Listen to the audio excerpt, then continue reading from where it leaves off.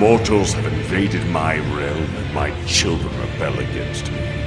Dark days these are, but my strength shall bring resolution, and my lightning illumination!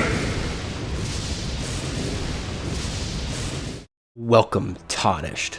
Today we're going to leave behind the black flames of a god slayer, and instead take a look at a different build, a mostly pure faith caster, the master of Olympus himself, Zeus. My stats for this build are 55 vigor, 30 mind, 25 endurance to use our fashion as well as to have heavy enough armor to poise through simple attacks, 11 strength and dex, and finally 80 faith for a massive lightning damage. I suggest starting as a prophet for the stat allocations. This build is going to be broken down into two categories, PvE and PvP. Not unlike the last build in this series, I wanted to bring a theme to the lands between. I was already enjoying faith as is, so instead of waiting, I just went all in on a faith-centric character. What better legend to make than the god of the sky himself? The armor I picked out for this build is a mix of fashion choice and to get as much poise while still looking the part. My armor is Commoner's Headband, Altered.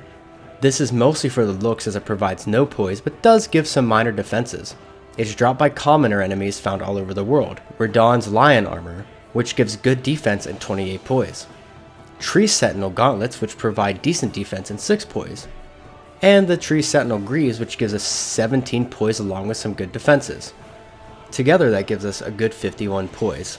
Zeus's arsenal is easy to start for any early game character, grabbing two very important items, Lightning Strike and the Dragon Cult Prayer Book. Unfortunately, the more powerful incantations come from the bosses in the late game Ancient Dragon's Prayer Book, which can be found here in the Crumbling Faram Azula, in the large building next to the Crumbling Beast's Grave Depth's Grace. The Lightning Strike incantation is located in the Weeping Peninsula, dropped by a Teardrop Scarab that is found in a crevasse between landmasses here. It is surrounded by giant bats, so be careful early game. I suggested Prophet since Catch Flame can easily secure the scarab in a few hits before the bats can make quick work of your lower level Tarnish. Next is the Dragon Cult Prayer Book. This one is a bit trickier to get. It is being held by a Liandel Knight, patrolling south of the Liurnia of the Lakes Artist Shack Grace. The knight itself is pretty tanky and does quite a bit of damage for a lower level Tarnished, though I managed to get him down after careful parries along with some nasty catch flames between longer windows of his attacks. Now that you have that tome, you could take it back to our holy boy Corrin, or to Muriel, the Turtle Pope, to unlock Lightning Spear and Hone Bolt. The sacred seals I picked are the Erdtree Seal and the Gravelstone Seal. First we want to go over the Gravelstone Seal, as this is what gives us our bonus for our Dragon Cult incantations. The Gravelstone Seal boosts all Dragon Cult incantations by 15%. At 80 faith, our spell buff from the talisman is 318 at plus 25, with descaling in strength and S-scaling in faith, with the requirement of 4 strength and 18 faith to use.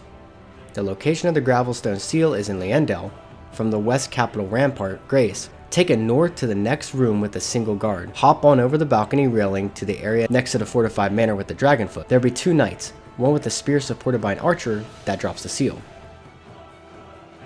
Before we move on to Incantation lineup, our second seal, which will be in our main hand, has an incredible faith scaling. The Erdtree Seal at plus 5 has an S scaling in faith, and exceeds the Finger Seal past 66 faith. It weighs nothing, and has a spell buff of 353 when fully upgraded to plus 10. The biggest downside is how much faith it requires to use, being a higher 40 when you can find it early on in the Volcano Manor, from the Prison Town Church, Grace. Smite the Omen Killer in the town center after some rooftop hopping, and you will find the body within the cell, up some stairs at the back of the square. Inside is a corpse that is clutching our precious item. Until you get this item, I suggest sticking with the Finger Seal. Our arsenal of lightning is plentiful, consisting of 8 strong incantations. Ancient Dragon's Lightning Spear, Ancient Dragon's Lightning Strike, Fortisac's Lightning Spear, Frozen Lightning Spear, Hone Bolt, Lanceaxe Glaive, Lightning Spear, and Lightning Strike. I didn't include the other incantations that didn't seem to fit the theme of the build, but there are a total of 12 Dragon Cult incantations in the game. Out of all these listed, our strongest hitting incantations are Ancient Dragon's Lightning Strike, Lanceaxe Glaive, and Fortisac's Lightning Spear, but our most reliable incantation in our arsenal is Lightning Spear. Not only iconic to the theme of our character, Lightning Spear is our most reliable and fastest incantation. Create a lightning projectile that enemies won't bother dodging while uncharged. Costs 28 stamina and 18 FP to cast. Uses only one slot with a low faith requirement of 17. The speed difference between the uncharged and the charged is the biggest outlier. When charged, enemies will attempt to dodge like most projectiles, but as previously mentioned, it can be fired for single target damage without worry uncharged. This will be our bread and butter incantation, being the safest and fastest one in our arsenal. In PvP, however, this spell can be used to pressure another caster type opponent. It comes out fast enough that it can trim with most spells and punish healing along with long cast time sorceries.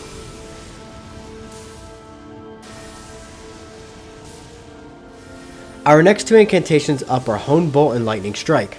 They share similar properties and are the only two that can be chain casted together since the 1.05 patch. Hone Bolt summons a bolt of lightning to strike foes from above, hitting closer targets to its strike point in a small area. It is faster after the initial cast and can be chained into Lightning Strike, and vice versa. Costs 29 stamina and 12 FP per cast with a faith requirement of 24. Lightning Strike summons a bolt of lightning that scatters and spreads in front of the caster. Unlike Hone Bolt, the Lightning Strike can hit a target multiple times, especially on bigger enemies like dragons. Very useful for groups of enemies following after you as well. It costs 32 stamina and 21 FP per cast with a fate requirement of 28. Hone Bolt is easily the most safest and spammable incantation at a range. It'll catch most opponents who aren't timing their rolls correctly and can easily dish out plenty of damage per strike.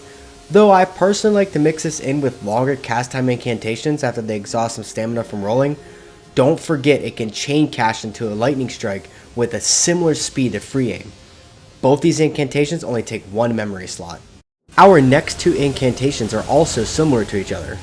Ancient Dragon's Lightning Spear and Fortisac's Lightning Spear. They also share similar properties, but the difference is damage and speed. One thing to note about both these incantations is that they both receive hyper armor while in the air, allowing you to poise through normal hits to trade. Both of these are heavy hitting lightning incantations and can devastate packs of enemies or even larger targets. Ancient Dragon's Lightning Spear summons a red spear of lightning, stabbing the ground from above. On impact, the spear will burst into a trail of lightning covering the area around the caster. Costs 31 stamina and 30 FP per cast with a faith requirement of 32 and a memory slot of 1. Fortisac's Lightning Spear does a similar attack with another added strike of lightning to the earth. Though this is in every way a direct upgrade from the previous incantation, it is however much slower and has a bigger cost per cast, standing at a stamina cost of 52 and FP of 45 and the higher faith requirement of 46. It also only uses one memory slot. These two incantations are used in close combat just outside melee range for most enemies or players. While both have their own role in combat, Ancient Dragon's Lightning Spear being faster and less punishable,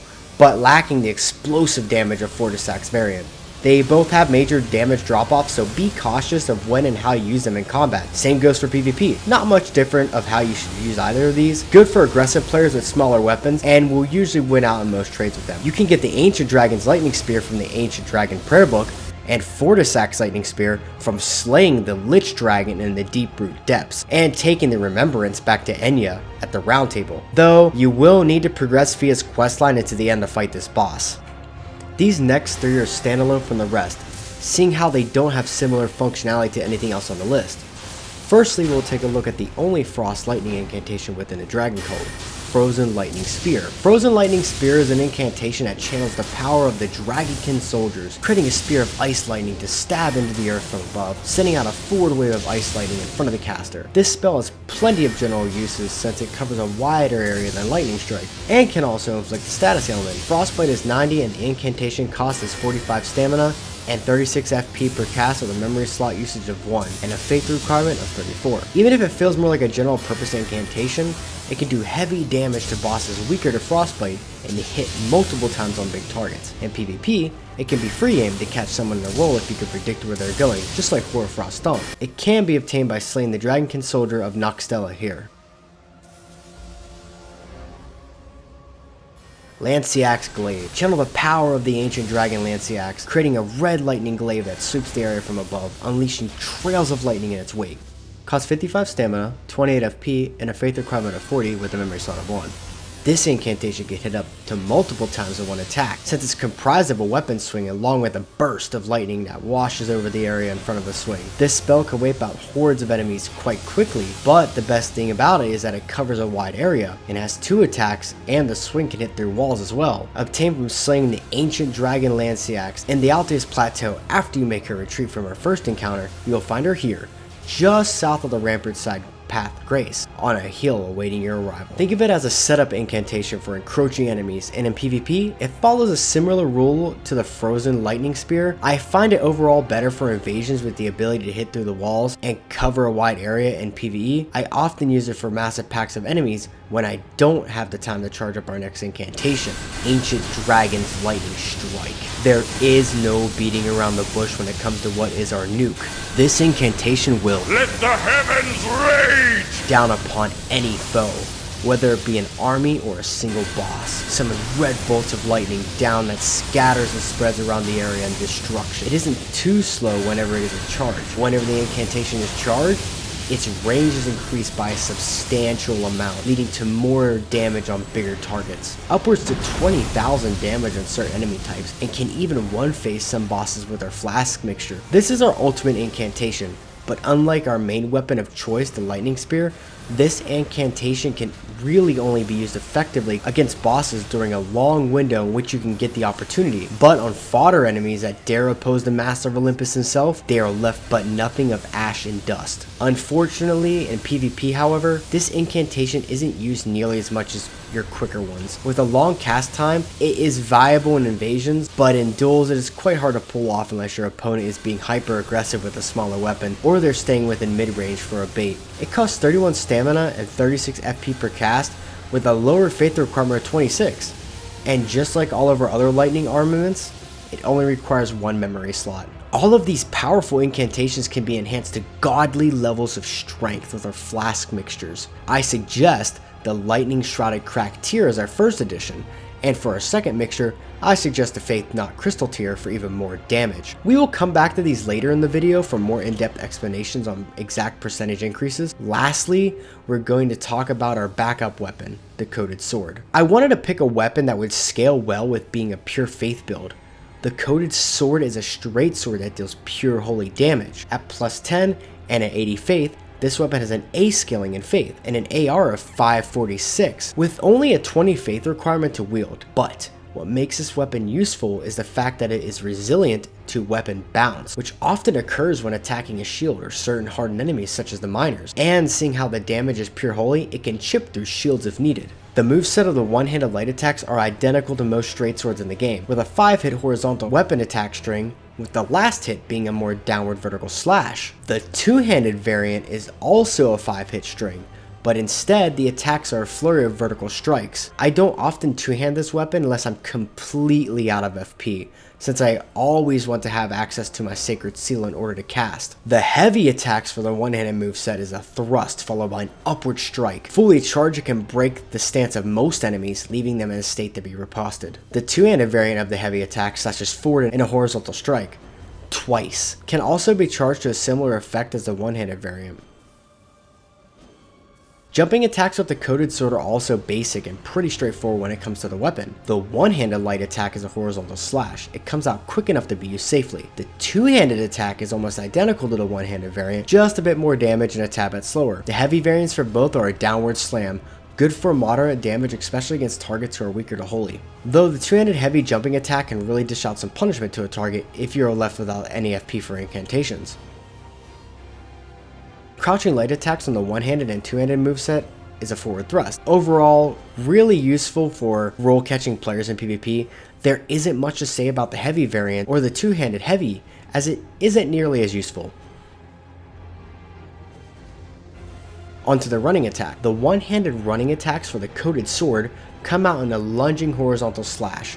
It has enough range that it can cleave into multiple enemies in front of you. Not as good for roll catching in PvP as the crouching attack, but it can be used to chase someone down aggressively, and in PvE, it also can be a good opener to trade with a slower attack. The two-handed running attack, another vertical slash with a short lunge forward, it doesn't have the range of the one-handed running attack lunge though. The heavy one-handed variant is actually a delayed forward lunge with a downward slam that does a good amount of damage, and can be used a bit more aggressively than the one-handed variant in PvE against engaged enemies. The two-handed heavy attack is a normal horizontal slash that does decent damage and also useful for engaging targets in a similar fashion. The moveset of the weapon isn't really anything too spectacular, but the Ash of War is what makes the uniqueness of this weapon even more so. Unblockable Blade imbues the Cypher Blade with light, extending its reach, then slashing with a sudden sweep attack made of pure holy damage. This attack cannot be blocked and goes through multiple targets. I found this very useful in bigger enemies as well that seem to be more resistant to lightning. In PvE, this can really hurt bosses like the Crucible Knight or stronger enemies that have bigger shields. Even if the target doesn't have a shield, it still deals massive amounts of holy damage, and more so when buffed with our flask. In PvP, this is useful only in situations where the target is held up behind a big shield, or to break the laws of physics and slash someone through a wall. I don't use the Ash of War much in PvP, but I find myself falling back on it quite a bit in PvE. This weapon damage can also be further increased with the Sacred Scorpion Charm if you choose to opt out of one of the talismans on the build. With the build basics out of the way, we're going to bolt on over to the more detailed part of the build in both PvE and PvP to see the weapon and incantations in action, as well as the talismans and flask mixtures to use. If you made it this far, be sure to like, comment, and subscribe. And if you have any ideas for builds you'd like to see me try, leave it in the comments below. I read all of them, and some have already given me great ideas. I've written a few down. But enough of that, let's get into it.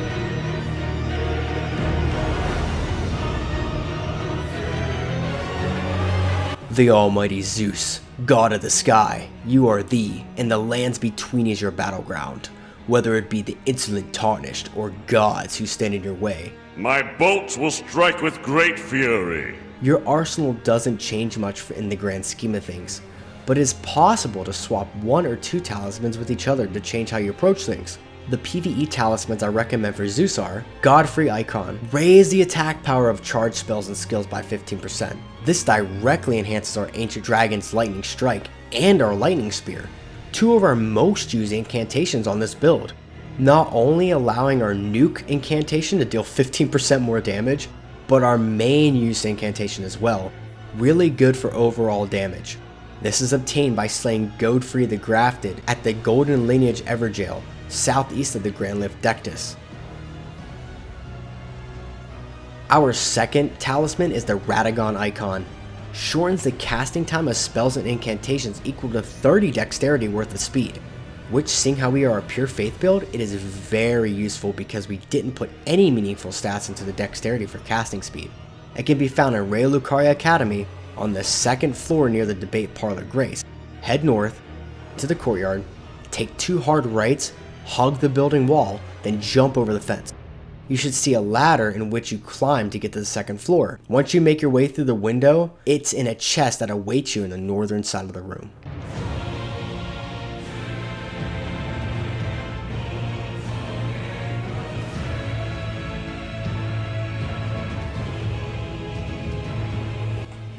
Our third talisman is the Bull Goat's Talisman. Reduces poise damage by 25%, essentially giving us more poise, raising our natural 51 poise on our build by 33% to a solid 68, which will allow us to poise through most attacks in the game that aren't massively damaging. With 68 poise, we can freely tank hits while charging our nuke or flinging lightning spears at our targets. You will find the Bull Goat's Talisman in the back of the Dragon Burrow Cave. Our last talisman slot can be swapped with either of these 3, Crimson Medallion +2, Lightning Scorpion Charm, or the Flock Canvas Talisman. I personally suggest the Lightning Scorpion Charm since we are using lightning damage directly. The increase of lightning damage by a solid 12%, while also taking 10% more damage, compared to the 8% you would get from the Flock Canvas Talisman. Keep in mind percentages in Elden Ring stack multiplicatively, so while we take 10% more damage with our armor choice, we can take more damage than if we were to wear something lighter. That 12% increase with our flasks buffs give us a pretty solid increase in damage. If you feel as you're taking too much damage though, Then swap out the lightning charm with the Crimson Medallion +2, which is found in Liendel after it turns ash down the sewer grate from the Grace. Be careful for the fall. The Flock Canvas Talisman is obtained from killing Gallery if you progress Millicent's quest far enough, but the charm is a much better damage increase. The lightning charm, however, is found in the Windham Catacomb and a room sealed by an imp statue.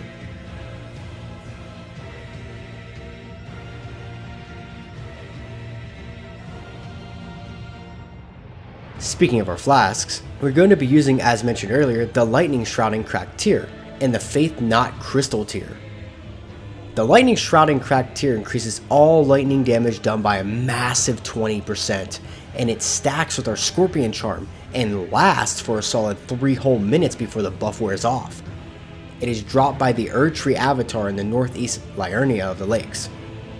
The second mixture is the Faith Knot Crystal tier, increases our faith by a +10, and has a duration of 3 minutes, just like the Lightning Shroud and Cracked tier. The damage increase on its own is decent, taking our 80 faith to 90 faith with the buff. Stacked with the lightning damage increase, it is how our Ancient Dragon's Lightning Strike hits for nearly over 20,000 damage if it strikes a target more than a few times, and how our Lightning Spear can zap targets for over 1,000. You can find the Faith Knot Crystal tier north of the Demi-Human Fortress ruins, directly east of the Church of Pilgrimage, in a bowl under a tree surrounded by poison flower enemies.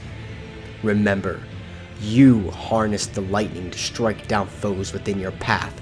You are the god of the sky, the master of Olympus, Zeus.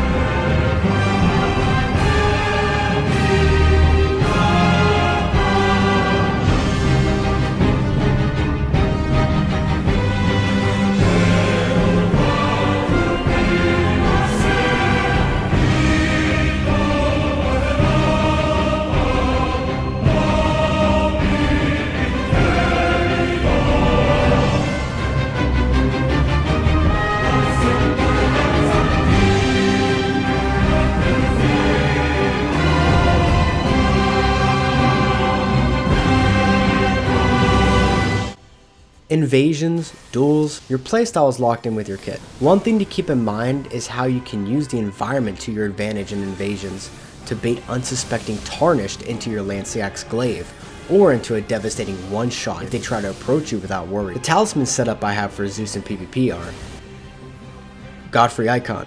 Raises the attack power of charged spells and skills by 15%. This directly enhances our Ancient Dragon's Lightning Strike and our Lightning Spear. Though for PvP, we really notice this increase when we manage to pull off our nuke on someone who engages us blindly. It will, in most cases, one-shot. It also doesn't hurt that our Lightning Spear gets increased as well, and with our poise we can tank a spell, or hit to trade and blast someone with upwards to 1000 damage with our flask on. This is obtained from slaying Godfrey the Grafted at the Golden Lineage Everjail, southeast of the Grand Lift Dectus. Our second talisman is Radagon's Icon. Shortens the casting time of our spells and incantation equal a 30 dexterity worth of speed, which, seeing how we are a pure faith build, it is very important because we didn't put any meaningful stats into dexterity for casting speeds. It can be found in Rhea Lucaria Academy on the second floor near the Debate Parlor Grace. Head north into the courtyard, take 2 hard rights, hug the building wall, then jump over the fence. You should see a ladder in which you climb to get to the second floor. Once you make your way through the glass window, it is in a chest that awaits you in the north side of the room.